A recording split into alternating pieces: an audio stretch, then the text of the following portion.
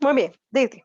Los estudios etimológicos tienen una gran importancia porque facilitan el aprendizaje de los términos técnicos, de las ciencias y de las artes. Nos ayudan en ortografía, de acuerdo a palabras que nos ayudan a conocer la verdadera significación de los vocablos.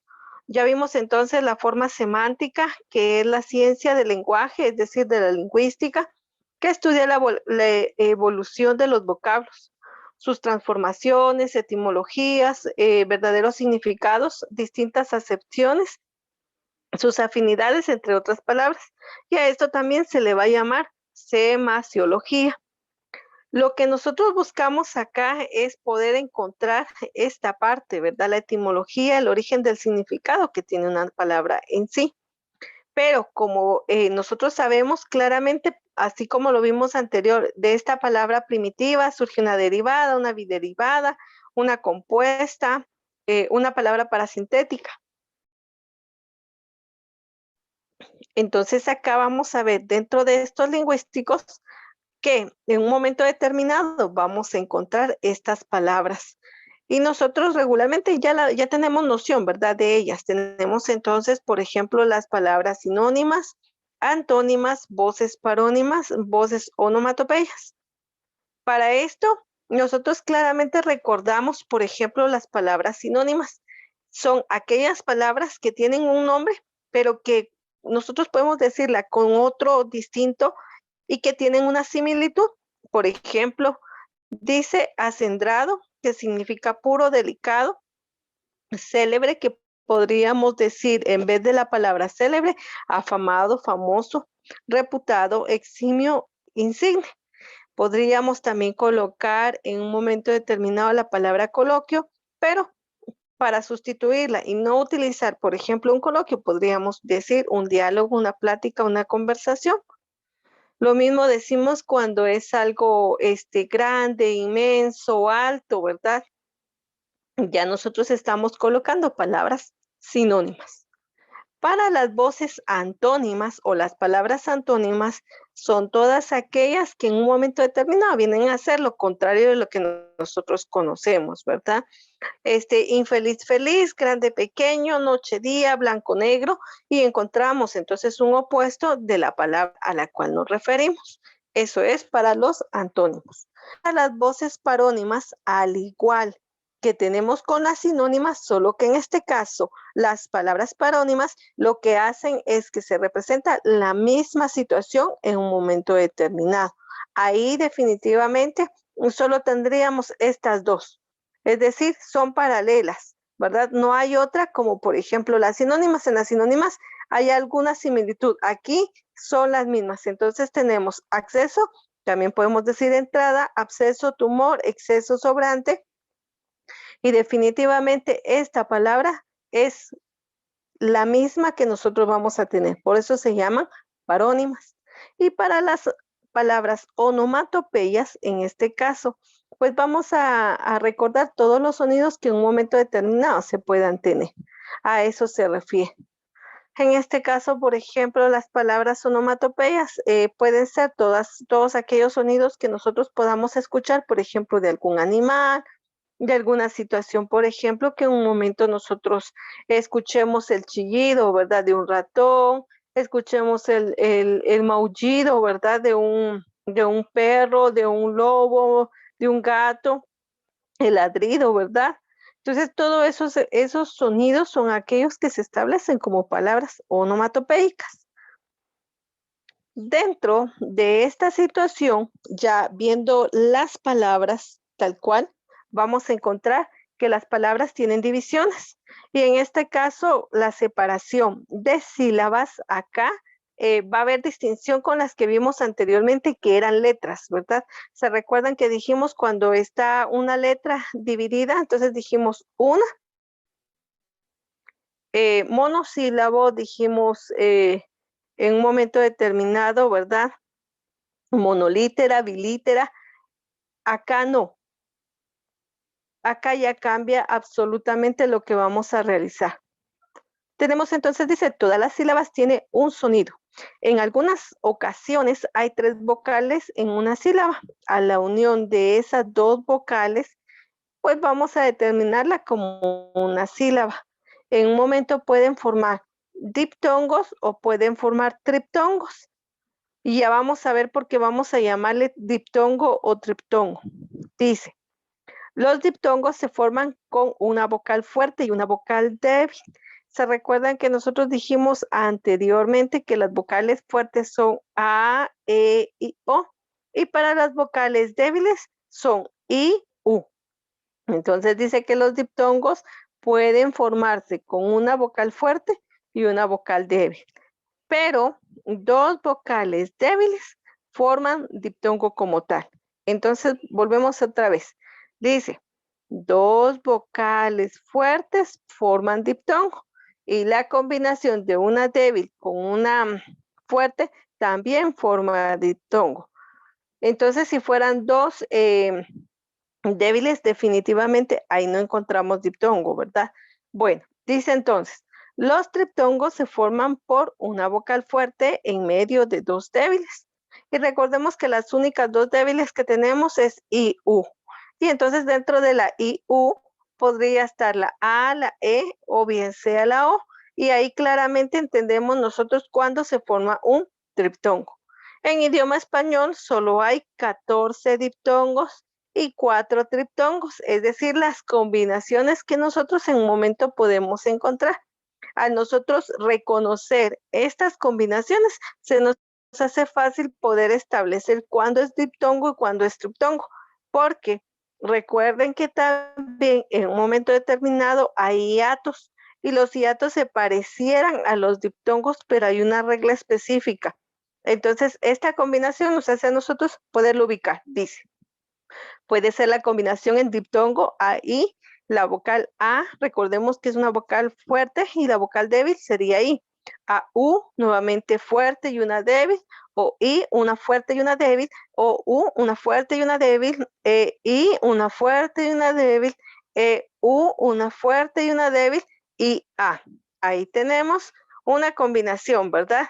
En este caso tenemos adelante la débil y atrás la fuerte, y O, y E y U, ahí tenemos ya absolutamente las débiles. UA, UO, UE, UI. Bueno, en este caso nosotros podemos observarlo.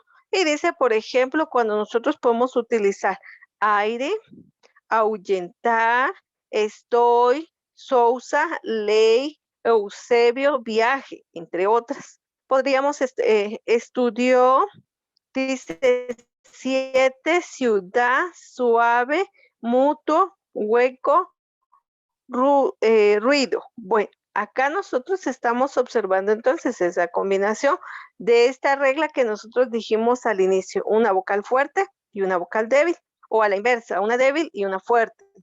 Y también cuando las vocales débiles forman en un momento determinado los diptongos. Y aquí ya tenemos, ¿verdad? La combinación U, I, son las dos débiles como tal. Para el triptongo tenemos que van a ser 3 vocales y dijimos entonces que van a ser 2 vocales débiles y en medio una vocal fuerte. Entonces apreciéis, apaciguéis, entre otros. Regularmente, todas estas terminado en ciéis, regularmente siempre vamos a encontrar entonces este diptongo. Y esto regularmente también lo vamos a encontrar cuando se conjuga. Por ejemplo, nosotros escuchamos la palabra vosotros en los pronombres. Cuando decimos yo, tú, él, nosotros, vosotros. Y en ese vosotros es un término español que se establece y estas son las terminaciones cuando nosotros empleamos esa forma. Observe que al final de la palabra la I se cambia por una Y. Por ejemplo, rey, ley. Por otra parte, la H muda entre dos vocales no impide que se forma un diptongo. Por ejemplo, desahució. En este caso, vean, está intercalada la U, pero sigue formándose un diptongo. Se dice que los vocablos son hiatos. Óigase muy bien, aquí ya cambia. Ya no estamos hablando de diptongos, Se dice que los vocablos son hiatos cuando las vocales concurrentes no forman diptongos o triptongos. Por ejemplo, maestro, héroe. Vean, hay una palabra terminada en dos vocales, pero en este caso las vocales no están unidas. Y eso es lo que hace la diferencia como tal de un hiato a lo que es un diptongo. Sí están en la misma palabra. Vea, aéreo, pero cuando nosotros determinamos esta palabra en sílabas, no decimos o, ¿verdad? No decimos aéreo, no. Decimos o. Y si se dan cuenta, aquí al inicio en aéreo tenemos dos vocales y al final tenemos dos vocales, pero van separadas totalmente y por eso se llaman hiatos a esa división de sílabas.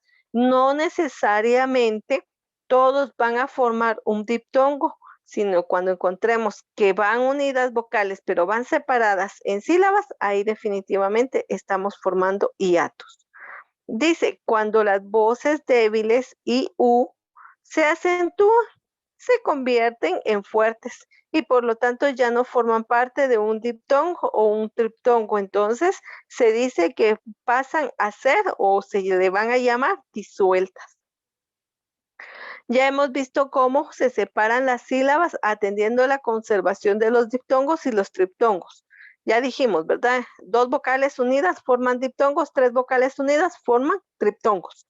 Pero si en un momento determinado las vocales se van a dividir, ahí automáticamente pasan a ser hiatos. Tenemos también dice también debe respetarse la estructura de los prefijos. Se recuerdan que el prefijo dijimos nosotros que la palabra que acompaña al afijo, al infijo o a la raíz de la forma de adelante. Entonces dice desarmado. Ya nosotros tenemos acá, ¿verdad? Este prefijo de. Inanimado, tenemos el prefijo in. Nosotros tenemos el nos. Desanimar, tenemos el des, ¿verdad? Y así vamos a encontrar muchos otros ejemplos. Las consonantes licuantes o líquidas, que también ya las mencionamos anteriormente, se recuerdan cuando hablamos de las oclusivas, ¿verdad?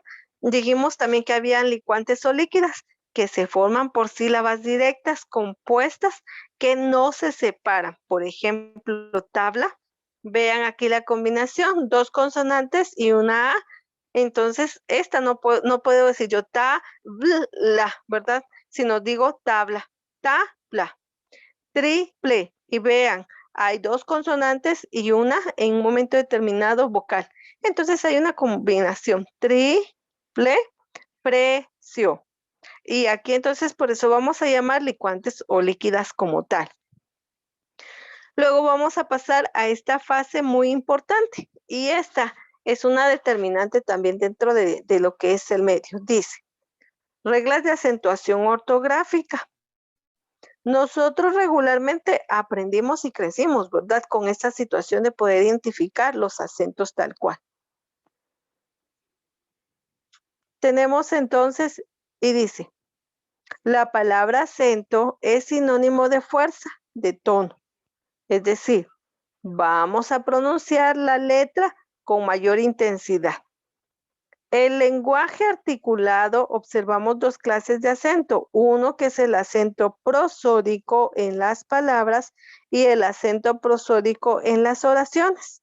Las cláusulas o los versos, este último regula el ritmo de la expresión y de entonación. Ahora bien, recordemos tal cual, el acento, ya sabemos, ¿verdad? Que nos viene a nosotros a representar una fuerza en la pronunciación, en la intensidad del tono como tal. Hasta ahí. Ahora bien, ¿cuándo nosotros vamos a encontrar un acento prosódico? Veamos, dice, las palabras átonas, y aquí ya tengo un ejemplo, ¿verdad? De palabra acentuada. Átona son las que no llevan acento. Por lo general, son las monosílabas. A, por, si, en, dos, Dios, fe, tres. Y estas monosílabas nosotros recordamos que es las que se pronuncian en un solo golpe de voz. No la puedo dividir, no puedo decir por, ¿verdad? No puedo decirlo, no puedo decir Dios, no puedo decirlo. No puedo tener tres, ¿verdad? Sino solamente se pronuncian en un solo golpe de voz y por eso se llaman monosílabas. Y regularmente estas no están acentuadas. Dice, en las palabras de más de una sílaba siempre hay un acento. La del acento es la llamada sílaba tónica. Cuando nosotros veamos, por ejemplo, esta parte de tónica y la O está acentuada, entonces nosotros vamos a llamar a la T con O, como está acentuado to, tónica, se va a llamar esta sílaba como tal. Y el resto de las otras sílabas se van a llamar átonas, es decir, que la que tenga la tilde es la sílaba tónica. Y el resto de las átonas están en la palabra, pero no tienen ningún acento como tal. ¿Se está comprendiendo esta parte, joven? Sí, señor. Sí, señor. Muchas gracias. Dice, en la palabra así, la sílaba es átona y la sílaba sí es tónica. Entonces acá porque no tiene la acentuación, entonces es una átona. Y sí tiene la I, la acentuación, entonces se va a llamar tónica. Regularmente casi todas las palabras van a tener este tipo de sílabas átonas y sílabas tónicas cuando esté acentuada. De lo contrario, en su mayoría son átonas, ¿verdad? Dice la sílaba que va antes de la tónica se llama protónica y la que va después de la sílaba acentuada se llama postónica. Entonces, ¿se recuerdan que nosotros vimos el pre y el su? El prefijo dijimos que va delante de la palabra, el sufijo va después. En este caso, la sílaba que va antes de la que esté acentuada, pro, sería la sílaba protónica y luego la sílaba ni y ka serían las sílabas postónicas porque no pertenecen a la acentuación como tal. A esta parte no se llega a desarrollar. Bueno, dice, se llama última sílaba que escribimos o pronunciamos al final. Y de ahí nosotros es como vamos a empezar a memorizar esta clasificación, que es más sencilla todavía. Entonces, vuelvo a repetir, la palabra la vamos a dividir en sílabas y regularmente las vamos a dividir de atrás hacia adelante. Entonces, vamos a empezar como última sílaba, la que va antes de la última sílaba, vamos a llamarle penúltima sílaba. La que va antes de la antepenúltima sílaba, vamos a llamar antepenúltima.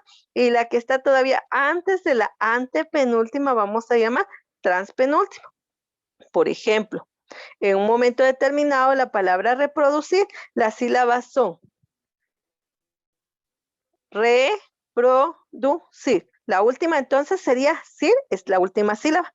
Du sería la penúltima sílaba. Pro sería la ante de la antepenúltima, ¿verdad? Entonces, antepenúltima. Y re sería transapenúltima.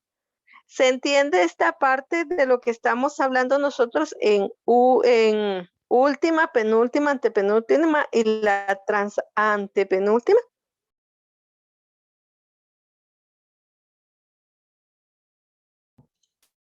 Sí, señor. ¿Seguros? Cristian, Harold, Pablo, Sí, diga, señor. ¿alguna duda con respecto a lo que hemos abordado? Con este tema ahorita, no, señor. Pero fíjese que yo tengo una Muy bien. gran duda de los buenos. Ajá, Fíjese que como yo hace unos días revisé la plataforma para hacer unos trabajos que tengo yo pendiente con usted en el curso este, pero fíjese que yo me quise entrar a clase para revisar qué páginas íbamos a hacer, pero cuando yo entré en esa clase me tiró la clase de, no sé qué, de quién sea esa clase, dijeron que no nada que ver con lo que hemos visto nosotros con usted. vaya, pero entonces no te pierdas, Harold, está muy sencillo. El documento definitivamente es el mismo. Desde que comenzamos nosotros la clase no hemos cambiado de documento. Ya esta semana finalizamos este. Y entonces, ¿qué va a pasar? Nosotros regularmente hemos venido clasificándolo desde el inicio. Si tú te das cuenta, tenemos 10 hojas. Y entonces vimos al inicio el idioma castellano, vimos la clasificación en culto técnico vulgar, propio, puro, florido. Ese fue parte de un tema. Después vimos las ciencias que estudian los idiomas de la filología. Tenemos entonces la filología y la lingüística. Dentro de ellos desarrollamos todas estas situaciones hasta lo que fue las lenguas y su clasificación. Sería segundo tema. Tenemos las cualidades del lenguaje y en estas cualidades del lenguaje nosotros desarrollamos esta otra parte, ¿verdad? De todo lo que corresponde a las disciplinas de la gramática, la analogía, la sintaxis, prosodia, ortografía, lexicología, morfología, semántica, etimología. Y ahí hasta acá terminamos nosotros, que era el léxico en relación a lema, jerga, barbarismo, vulgarismo, redundancia y lo que era la ampulosidad. El cuarto tema nosotros lo desarrollamos en lo que fue elementos morfológicos y de ahí de los elementos morfológicos pasamos a la clasificación de lo que eran las palabras por letras, ¿verdad? Que a una letra le llamamos monolítera, bilítera y que en un momento determinado las sílabas iban a ser según su sonido, ¿verdad? Monosílaba, bisílaba, trisílaba, polisílaba. Vimos estas situaciones de la vocal, ¿verdad? Directas, inversas y mixtas, hasta llegar a esta parte de lo que fue la analogía, de lo que fue la oración. Y vimos entonces las partes variables de una oración son el nombre o sustantivo, el pronombre, el adjetivo, el artículo, el verbo, el adverbio, la preposición y la conjunción. Hasta ahí fue que desarrollamos el otro tema y luego continuamos con la fonología. De la fonología ya avanzamos y desarrollamos cada uno de estos elementos hasta lo que fue la clasificación que desarrollamos acá. Entonces, si tú te das cuenta, al final nosotros de todas formas estamos utilizando el mismo documento para desarrollar las clases que llevamos. Entonces, no te pierdas. Vamos a hacer lo siguiente. Ya falta poco para que yo termine este documento. Y nosotros tenemos habilitado, me parece, creo que tenemos habilitado 4 espacios, me parece. Significaría que tú tendrías que tener tu resumen o tus anotaciones de acuerdo a 3 páginas por cada espacio. ¿Sí se entiende esa parte? Sí, señor. Muy bien, entonces sobre eso es que vamos a trabajar y con eso es que yo prácticamente voy a concluir. Y lo que yo estaba trabajando les decía, en relación a esto, entonces vamos a llamar nuevamente y ya estamos recordando la parte que acabamos de ver, que los monosílabos átonos en un momento determinado se pronuncian en un solo golpe de voz. Decimos así, agua, por ejemplo, estos son monosílabos. Entonces, ¿por qué vamos a llamarlos monosílabos? Porque en un momento determinado solo estamos mencionando una sola palabra con la unión de las letras en un solo golpe de voz. No es, por ejemplo, cuando digo pronto, ¿verdad? Ahí hay división. En cambio, el decir de es automático. Si yo digo sal, luz, cal, pues definitivamente es solo un golpe de voz. Las variantes pronominales, en este caso, en relación a las átonas, se lee menos en otros que podemos agregar.